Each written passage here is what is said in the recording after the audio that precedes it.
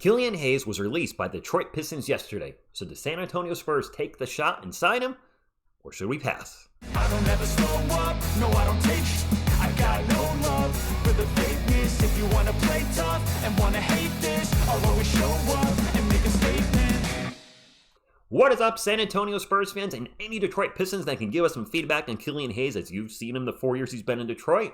Welcome to TSR Sports. A lot of Spurs fans last night in the live stream were saying we should sign Killian Hayes. Once we waive Morris, which I'm sure we probably will, let's sign Killian Hayes. We can get him to be the player that he's supposed to be. And I'm just kind of like, I don't like what I'm reading or seeing statistically, so I want to get the comments from, really curious about your opinion in the comments more than ever probably.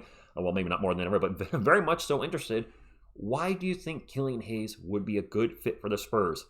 Or do you think this is a player we should absolutely stay away from? I'll give my 2 cents at the end of this article and after we talk about his stats. Hit the thumbs up, support the channel, and subscribe to become part of our awesome sports community. The Detroit Pistons released Killian Hayes, the former 7th overall pick. That's right, 7th, drafted in front of Tyrese Halliburton. And the first draft selection of Troy Weaver's tenure as general manager of the Pistons. The release of Hayes marks an end to one of the most consequential and frankly disastrous moves of Weaver's tenure. Ouch. It is a sad end for Hayes' tenure in Detroit, and it is unclear if he'll be able to catch on with another NBA team for the rest of the NBA season. He's young, former lottery pick. I think he'll get picked up by someone. The question is, who? It's a sad end for Detroit, too, who invested serious time and resources into trying to mold Hayes into a successful NBA player. Hayes is a quality defender and a terrific facilitator at point guard, and that is something we need. Certainly can use a facilitator and a defender. But wait, gauge your boy.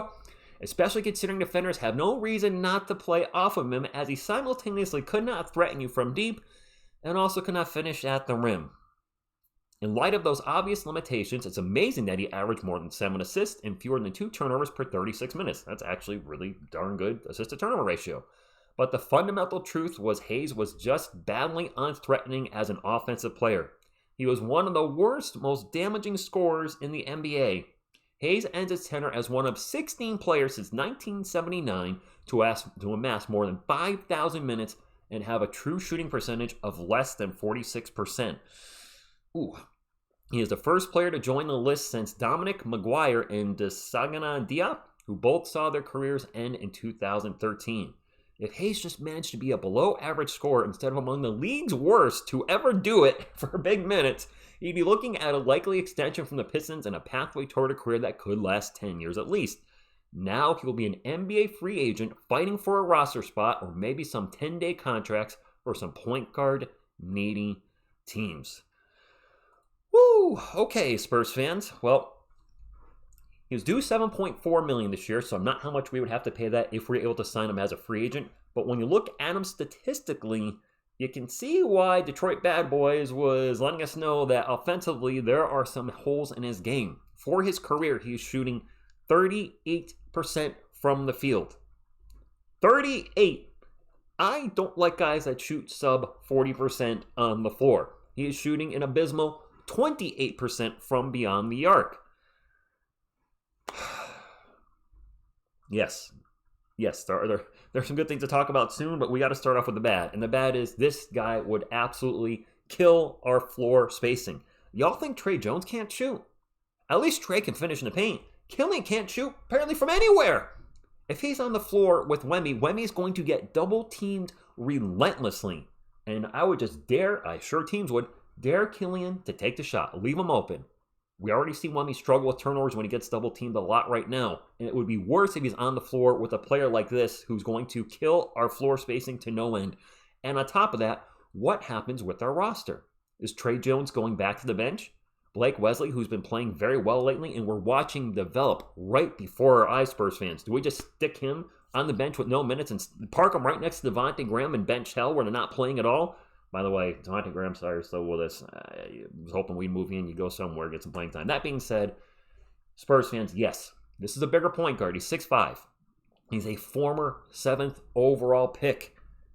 He's 22 years old. There's obviously talent there. The Pistons are a mess and have been a mess for quite some time. Maybe a new team would help him and he would shine. But personally, Spurs fans, I don't think we need another inefficient, inconsistent shooter on the floor. We don't need another bricklayer. We got plenty of bricks being laid on a nightly basis when I watch our Spurs. So for me, it's a pass. I'd rather develop players like Blake Wesley, City Sissoko, Coyote, whoever. I'm going to pass on him. That being said, if the Spurs sign him, obviously be rooting for him. And if the Spurs can take him and have a reclamation project type of thing and turn him to an NBA caliber starting point guard, he's not there right now. With his shooting, he's just not. But if they can turn him into an efficient scorer and make this guy the franchise point guard for the next 10 years, and that'll be one of the greatest turnarounds I've ever seen. I don't see it happening, but hey, never say never, right? So that's all I got. Hopefully you're having a wonderful Friday. The weekend is here, and whatever happens, Killian, good luck to you, whether you become a Spur or whether you go on to another NBA team. I hope you turn things around. Thank you all for tuning in. Until next time, and as always, go Spurs, go. And when I feel like this, I'm immortal. When I feel like this, I'm immortal.